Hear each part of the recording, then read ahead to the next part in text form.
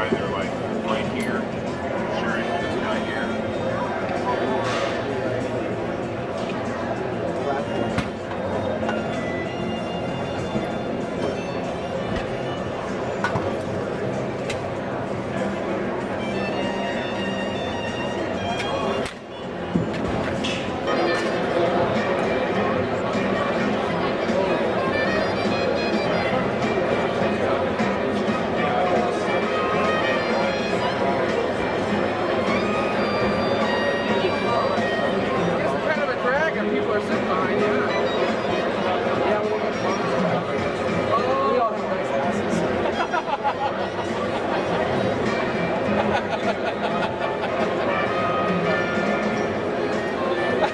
The ultimate optimist.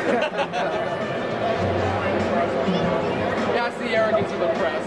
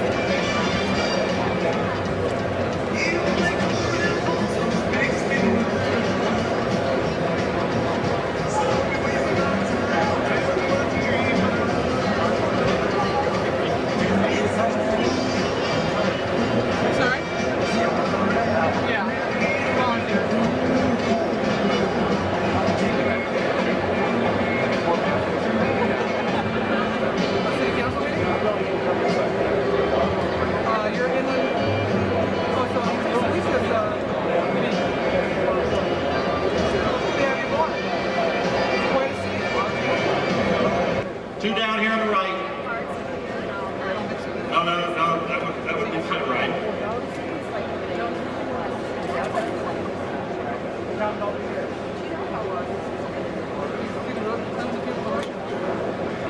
Okay.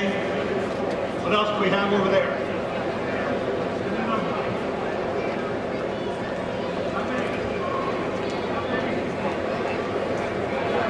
People?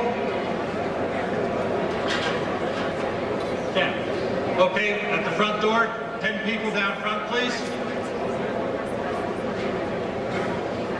There we go.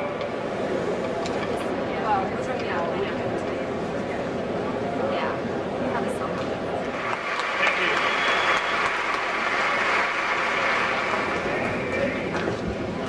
Well, welcome to Ontario. And welcome to the Inland Empire Presidential Town Hall.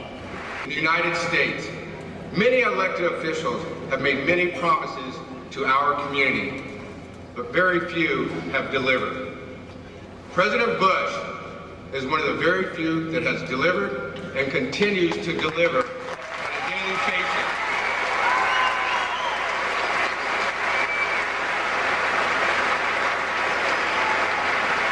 President Bush has appointed more Latinos to the highest levels of government than any other president in our history.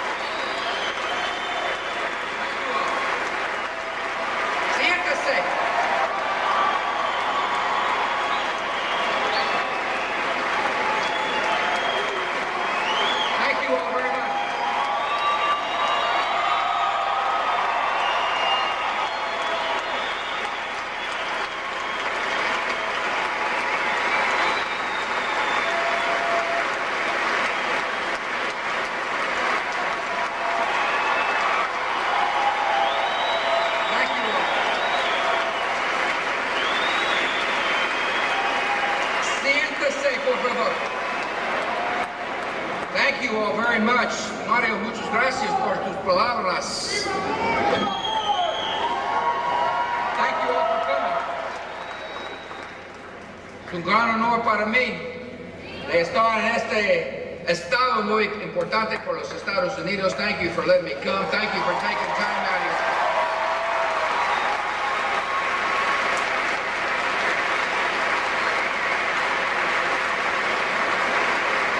Taking time out of your fin de semana para hablar con el presidente. I'm honored that so many came out for this weekend. It gives me a great chance to share some thoughts with you as we begin a new year that I believe is going to be a fantastic year for America.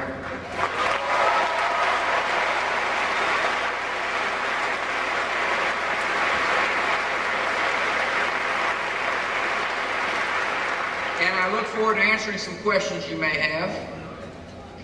I want to thank your governor for being here. Governor Gray Davis kindly took time out of his schedule for coming. Governor, thank you for coming.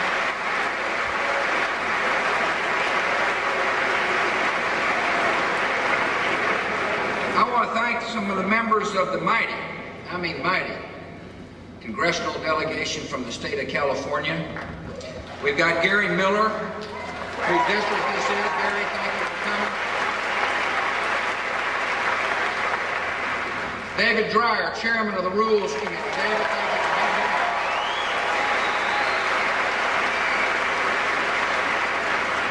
being here. David and I work closely together to get a trade bill out of the House of Representatives. He knows what I know, that trade is good for creating jobs in the state of California.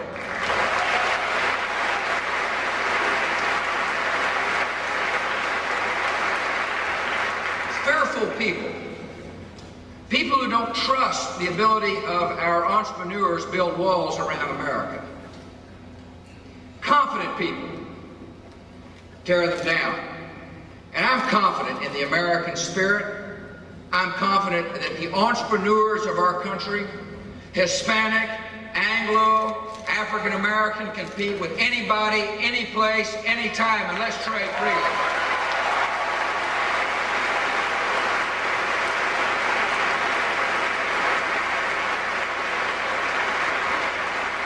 Congressman Calvert, Congressman Issa are with us as well. Thank you too for coming.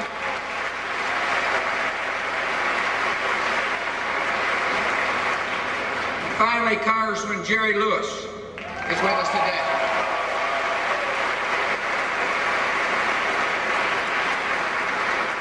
I noticed the people in the uniforms here applauding a little louder.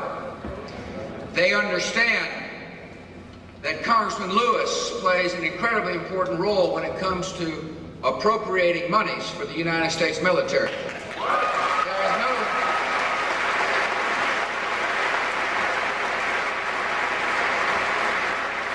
He's been strong on the defense of America. I look forward to working with Jerry Lewis in the next budget cycle to make sure that the defense of this nation is the #1 priority of the budget of the United States.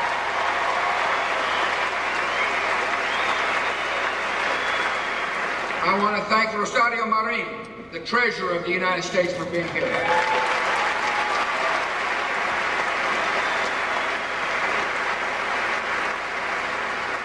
It's nice to be back in your neighborhood, Rosario.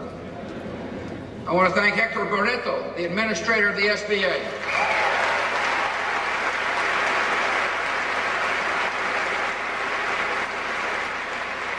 Ruben Barrales, who works with me in the White House. Thank you for coming, Ruben.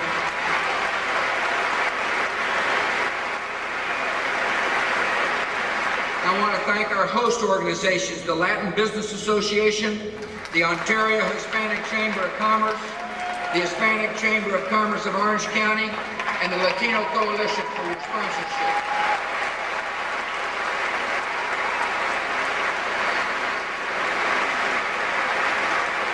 And the job of government is always to remember the importance of the small business and the entrepreneurial dream. The job of government is not to try to create wealth.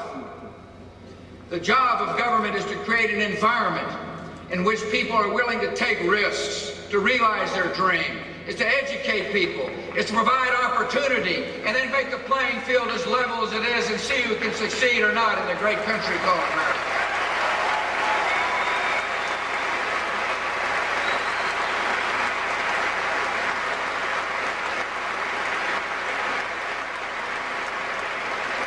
This has been an amazing year for Laura and me. Some things occurred that we expected. Some things happened that we didn't expect. I'm going to talk about one thing we were able to anticipate and one we weren't. First, I will tell you that nearly a year ago, I hosted a group of business leaders to Austin, Texas, before I had become sworn in as the president. And leaders all around the country came and made it very clear that our economy is pretty darn slow. And I knew we needed to do something about it, and I'm going to talk about that in a second. So it was expected that there'd be unemployment on the rise. It was expected that after a period of great prosperity, the economy would slow down. And we took some action that I'll describe here in a second. Obviously, what was not expected was what took place on September the 11th. And we're doing something about that as well. And that's why, in the beginning of last year, I worked so hard to get the tax cut passed. That's why, because let me explain.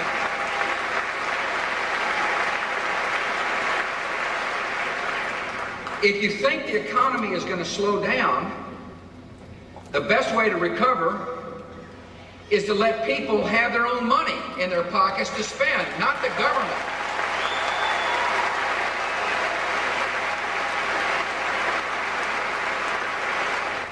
We've got thousands of FBI agents chasing down every single lead. We respect people's constitutional rights and we will continue to do so.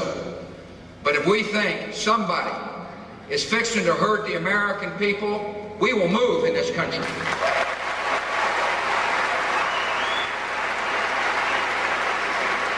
My most important job is the security and safety of the American people. Every morning I wake up. And when I wake up, I go to the Oval Office. I'm kind of an early morning guy, by the way. I take Barney and Spot out. They take a good look at the Rose Garden. Up close and personal. And then I head in the Oval Office. And I read about the potential threats to America. And one of my first meetings is to visit with the head of the FBI. And my question every morning is, Mr. Director, what are you doing about this threat? What's happening with this lead? Are you taking care of this piece of business? The culture of our law enforcement has changed to the point where they now know what I know, that we've got to do everything in our power to protect the American people. But the best way to secure the homeland of America is to find the evil ones wherever they try to hide and bring them to justice, and that's exactly what the United States military. We're now in a dangerous phase of the first front in the war against terror. Because of the terrain in Afghanistan and because there's still hostile elements, we're pursuing our objective cave by cave. You see, the people that tend to send young, innocent boys to their death in the name of Allah want to save their own skins by hiding in caves. And I've told the world, just like I told our military, we will do whatever it takes to bring them to justice. We will.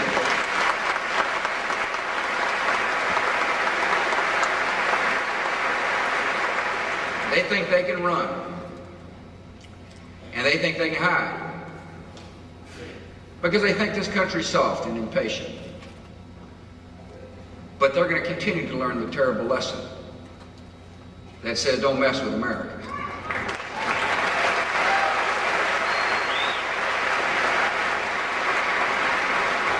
we need to work and then share credit, not pass blame. And there's no question that the attacks of September the 11th hurt our economy. I mean, there's no question about it. It was slow beginning last year.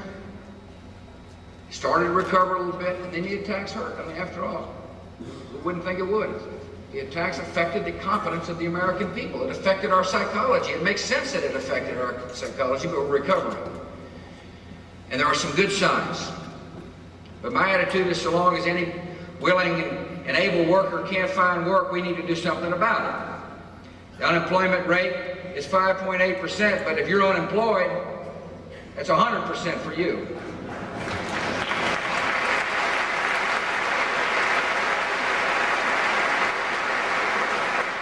The principle I've been operating on is this. In tough times, people need a check to help them when they're unemployed, but what they need for the long term is a paycheck. And we ought to be asking the questions, how do you create jobs in America?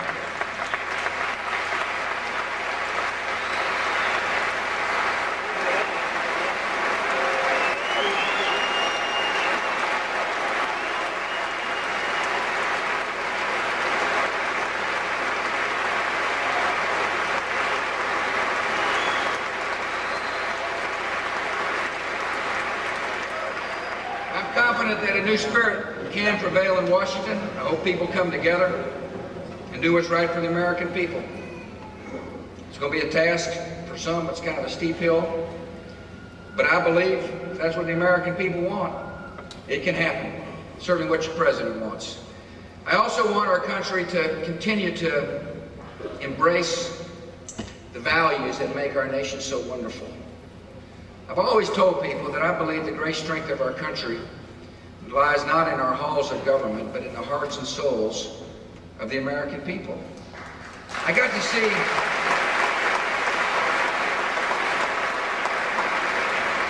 running for president is certainly not a distant memory. It really puts you through the paces. But it's important because if you pay attention to what you see, you'll begin to really see the strength of America. I see the strength of our country in our classrooms. I see the strength of our country in faith-based institutions that of Christian faith, Jewish faith, Muslim faith, all of which exist to help people in need. It's the true strength of America. After September the 11th, many of our fellow countrymen took a step back and said, is my life worth it now? Am I living my life the way in a worthwhile way? People have begun to assess their priorities. I've been pleased to read story after story about how moms and dads are beginning to realize the most important job they will ever have is to love their children with all their heart and all their soul.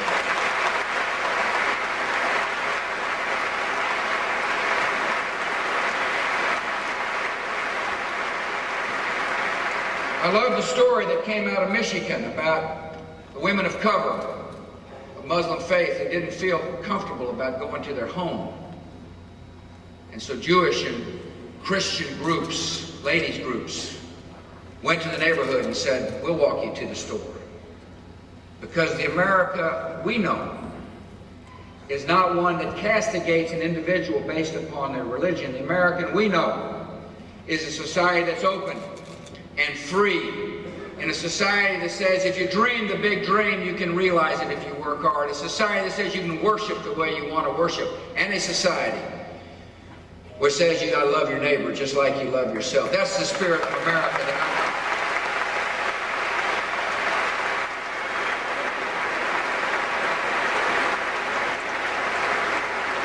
Thank you all. I'll be glad to answer some questions. Now that I'm in California, I've got to walk around like a talk show host. Mr. President, my name is Al Lopez. I am a member of the Western Municipal Water District. Our agency works in cooperation with all the water agencies throughout the Inland Empire to provide adequate drinking water for our Inland Empire. California has to reduce its dependency on the Colorado River. Congressman Calvert is working very closely with legislation to reauthorize CalFed, and we would hope that one of those projects would meet your support, especially for the Riverside Corona Feeder that will provide much water to our Inland Empire for its economic base. So thank you, sir. Tell Calvert to come on by and drop it off. Thank you very much. I appreciate your work. Listen, I understand water. I grew up in Midland, Texas. There you go. You remember how much water we didn't have there? Anybody got? Yes, sir. Back in the back. First, sir, a message from the crew that just recently returned from the USS Enterprise. My son-in-law was aboard that. From the last man and woman on that crew, they are honored to call you their commander-in-chief.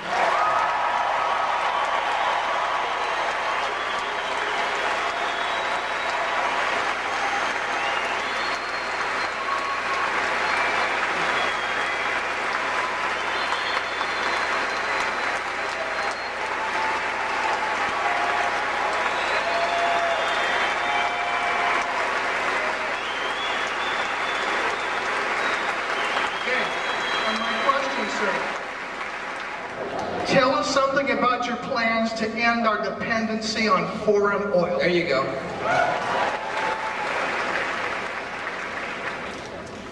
He brings up a very important point, because in order to make sure our economy remains strong and vital in the long run, we've got to have an energy plan. Over 50% of our energy comes from overseas. Fortunately, a lot of it comes from Canada, but a lot of it comes from the Middle East.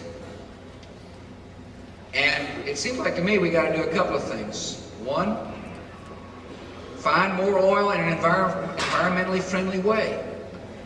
Now, I think we can do this without drilling off the coast of California. I know that we have got the technologies necessary to explore in places like Alaska without damaging the environment. The technologies have changed so dramatically.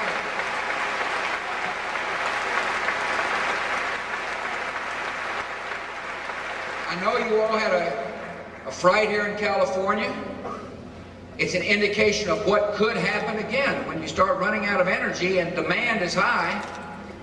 There's either going to be price spikes or shortages. I've worked with your governor to try to help get through this situation. One of the things that California has done is they've expedited permitting for plants driven by natural gas.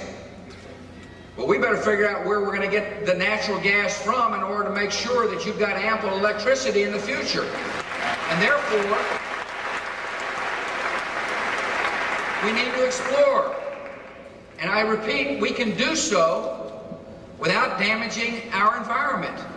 I'm absolutely confident of that. The other thing that's important to note is that in our own hemisphere, Mexico, which is obviously a vital neighbor, imports natural gas from the United States.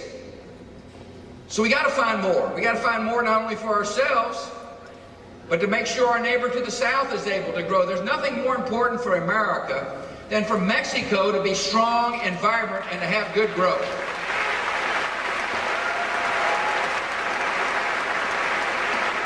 They get to keep the money. Like this entrepreneur right here. Yes, sir. You probably think the Marines are the best branch in the service.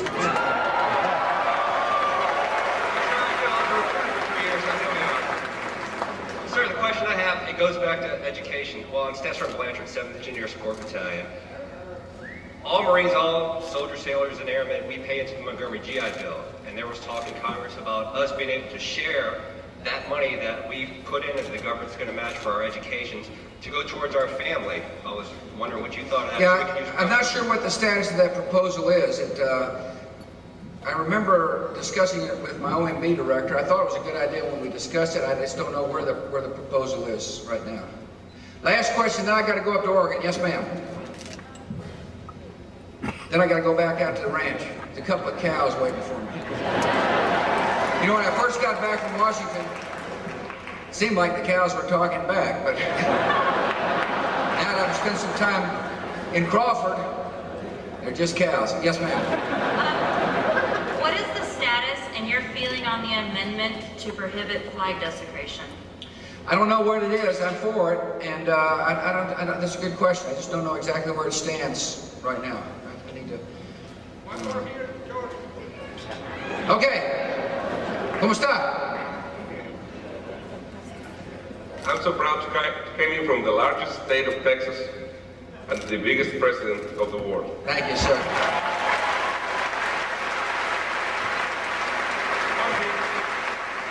¿Qué dice? Jorge, sí. For those of you who don't speak English, it's George. I have a question. As an American Mexican, we face a problem with immigration. Yeah. I'm very concerned, and I want to ask you what we can do to help to solve this problem, not only with the illegal immigration, but with the millions of people living in the United States with the proper papers to work. A couple of things. First, short term, is to make sure that the INS functions. That the INS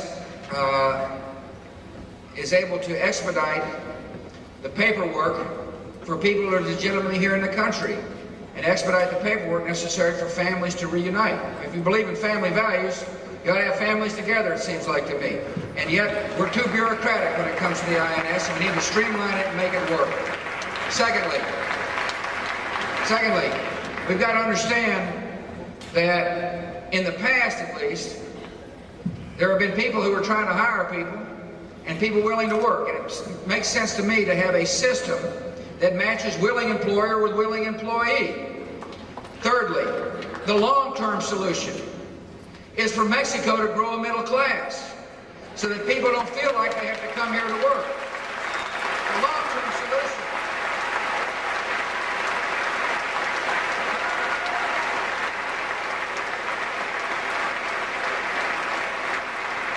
Family values don't stop at the Rio Bravo. If there's somebody who's got children to feed, somebody, mom or dad, who's got little ones to take care of, and they make 50 cents in an estate in Mexico, or they can make $5 in America, they're going to come to America if they believe in their children, if they have the same values you and I have. Values don't stop. And so therefore, it seems like to me the best thing we can do is to have a strong relationship with Mexico, a free trading relationship with Mexico, so that Mexico is more likely to grow a middle class, which means that person who is willing to walk miles across Texas desert to work to feed her children will be able to find work close to home. That's why I said one of the most important relations, foreign policy relations we have, is with Mexico. The stronger Mexico is, the less pressure on our border. The stronger Mexico is, the more prosperity there'll be in both our countries. Listen, thank you all for coming. God bless. God bless America.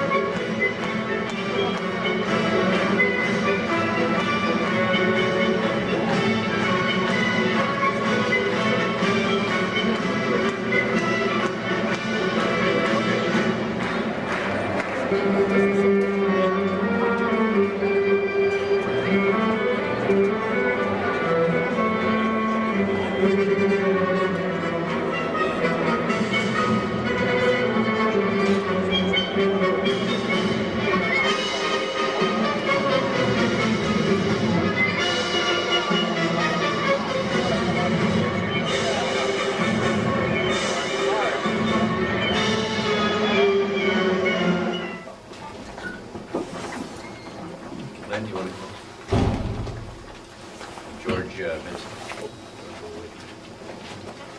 I think all of you know George Vincent, who's my security advisor. Spent 10 years with the California Highway Patrol and over 20 years with the FBI. And Lynn Shank, who's my chief of staff. I thank you all for being here. I had about a 10 to 15 minute meeting with President Bush. We rode together to the airport.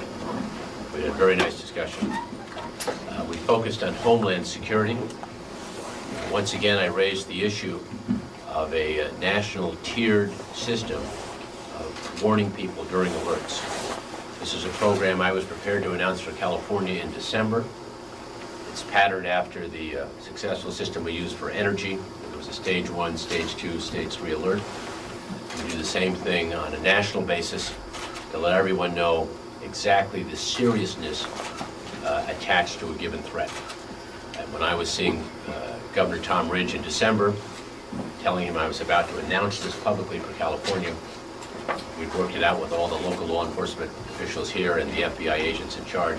He asked me to delay announcing it so he could incorporate something like that on a national basis. I'm pleased to announce that on January 18th, there'll be a meeting at the White House to which my security advisor, George Vincent, has been invited to help provide input into a national tiered alert system so that the whole country can be on the same page. So the President and I talked about that briefly on the way to the airport. We thank one another for our cooperation on that issue because I think that's good for America to be on the same page. I also raised again my proposal to have the California Highway Patrol provide security on flights within the state of California. These are flights they take anyway as part of their natural duty assignments. It makes good sense to have them perform security while they're on the flight anyway. The President seemed receptive to the idea. I told him I brought it up earlier with Governor Ridge and before that with Secretary Mineta. And he told his aides, let's get the governor an answer. He deserves an answer on this question. And my hope is that the answer will be positive so we can provide protection for Californians flying in-state. Fully 1/3 of the flights in California originate and end in California. That's true of other big states like Texas and Florida. So while this idea may not be uniformly applied across America, it's an idea that provides additional security to the traveling public, and it's an idea that can be replicated in Florida, Texas, possibly New York, Illinois, and provide additional protection beyond the current scope of the Federal Air Marshal Program. Those were the topics we covered in general. We talked a little bit about the energy situation in California. I thanked him for his cooperation. As you know, we built and put online 11 plants this year, which is more power put online than in the last 16 years in California. And we have wonderful conservation for the people of California. That plus cooperation with the Federal Energy Regulatory Commission because of President Bush's intervention was a large reason why we got through this summer without any incidents, out of any blackouts, despite a lot of dire predictions to the country. So we talked briefly about how we could get through next year and some ideas about acquisition of additional natural gas. That was the sum total of my meeting with the President. I thank him again. That's the third time I've been privileged to meet with him in California. He's been very gracious with his time and been largely supportive of the ideas and suggestions that I have made. Governor, considering the economic state of things, I'm surprised the economy never came up in your conversation with the President. I did mention reimbursement for the cost that we are experiencing protecting Californians. All states are in the same position. Public health costs have gone up, security costs have gone up. As you know, I have the Highway Patrol on 12-hour shifts regarding various bridges, critical installations up and down the state, the electricity grid, power plants. I have the National Guard assigned to some of those bridges. The state is picking up those costs. There's a lot of public health costs associated with protection against anthrax and acquisition of other vaccines down the road. So we did seek some reimbursement, and we talked about the possibilities of when that might be forthcoming. Governor Davis, what part of your budget, which you'll be announcing in more detail on Tuesday, what ballpark figure can you give us on the amount of your budget that's going to be given over to security, the same subject? Well, I don't want to scoop myself, but I'll repeat what I've said publicly before. The security costs on an annual basis in the state run approximately $400 million. We spent about 130 some odd million dollars to date. Those are for security and public health costs. We spend an awful lot of time briefing physicians, nurses, hospitals, clinics, to be alert to the threat of anthrax, to recognize other potential public health problems. We've trained state employees on how to open the mail, made that tape available to the public. So there's a lot of security and public health costs that are running us on an annual basis over $400 million a year. Governor Davis, you recently, there was a report in the paper that said you were cutting back on education, $850 million, state of California, as part of the austerity program because of our $4.5 billion shortfall expected this year and a possible $12.4 billion next year. So what other programs are you going to have to cut? Again, I don't want to scoop myself, but I'd like to correct you. We believe the total shortfall is in the nature of a little over $12 billion over a 2-year basis. As you know, we've moved aggressively to try and solve the problem today by setting out about $2 billion of cuts we think the legislature should make. I will call a special session concurrent with the convening of the regular session so that the legislature can act on my proposed cuts. I've asked my agency heads not to spend that money consistent with existing law, so the legislature will have the opportunity to make those cuts or other cuts as they see fit. In addition, we've imposed a hiring freeze and identified another $150 million worth of cuts. Now, the budget I'll propose on Thursday will identify further reductions in the year starting July 1st. Again, I don't want to scoop myself, so I don't want to get into that in detail, but I can tell you this. I will not propose an increase in taxes. I believe we can meet our obligations within our existing resources without asking people for more money. Governor, the last time you met with the president, there was a sense that you didn't get what you wanted, more relief for California's energy situation. The president says today that he's working with you. What do you say? What is your sense of it? Has your relationship with him and his administration gotten better? I can only speak for myself, but I think the president has been responsive on most of the major issues I put before him. He was helpful in the end on energy. The appointees he made to the Federal Energy Regulatory Commission spent a good deal of time with me and my advisors. They understood the problems in California, and they took action that was helpful to us. I've said that many times in public, that it was really the Bush appointees to the Federal Energy Regulatory Commission that gave us relief. You couldn't get 10 people in America in the spring of 2001 who thought we'd get relief from the federal government. But we didn't quit.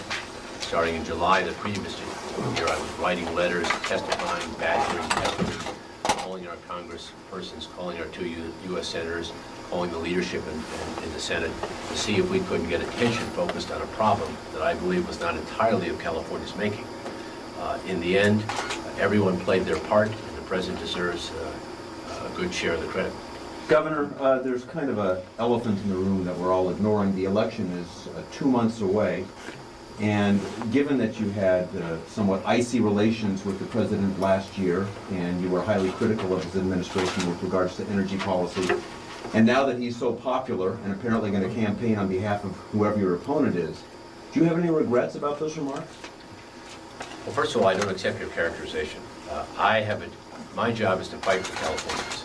We were faced with the prospect of having our energy prices go up 7 times. Just multiply your bill by 7. That wasn't fair. Californians did not ask for energy deregulation. It was thrust upon them. When the utilities were buying power, the previous year, the cost went up 4 times. I made that case to the president, and he said to me, Governor, I would do exactly what you're doing if I were in your shoes. I would clamor, I would get as much attention as I could to see that the people you represent don't get the shaft. That's what I did. I'm happy to say things work out in part because of his help, in part because I expedited the permit process and we built 11 plants, more plants that have been built in the last 16 years combined, and most importantly because the people of the state did a wonderful job on conservation. So I don't agree with your characterization that that meeting was icy. It was friendly, it was warm. Lynn Shank was in the meeting. Did we agree on everything? No. But the president did say at that meeting, I will help you on natural gas prices, which he has, and natural gas prices were 40% of the cost of electricity. He said, I can't give you price caps. I said, fine, let's call them something else. Let's call them price mediation. But give it... Davis, recognizing we have unemployment in this state, what actions are you taking, your administration, to stimulate the economy in California? You'll see in my budget some major capital projects that will put people to work immediately. We've also have transportation proposals that were going to come online in 03 and 04 that we've advanced to this year. With the 2020 plan, $100 million for infrastructure improvements, or are you talking transportation by itself? No, I'm talking about projects, $200 million worth of projects that were online for 2004 will come online in 2002. So we have education bonds, proposed education bonds on the ballot that will put people to work. We'll have additional transportation projects that will put people to work. We'll also have some lease sale revenue bonds for other capital projects that will put people to work. And we'll have a major announcement on unemployment insurance. All four of those programs will positively impact the economic situation of the state. Having said that, as you know, most of the levers that affect the economy are at the federal level, but we have to do everything we can, and we are. Let's make sure we do everything we can to provide security on planes in the state. Let's make sure that the states are reimbursed in one form or another for all the costs we've incurred because of this security and because of our efforts to improve public health. And we talk again going forward about how we can provide reliable electricity to the people of California. Those were the most important issues I wanted to bring to them, and I had time to bring all three. Right here, sharing this guy here.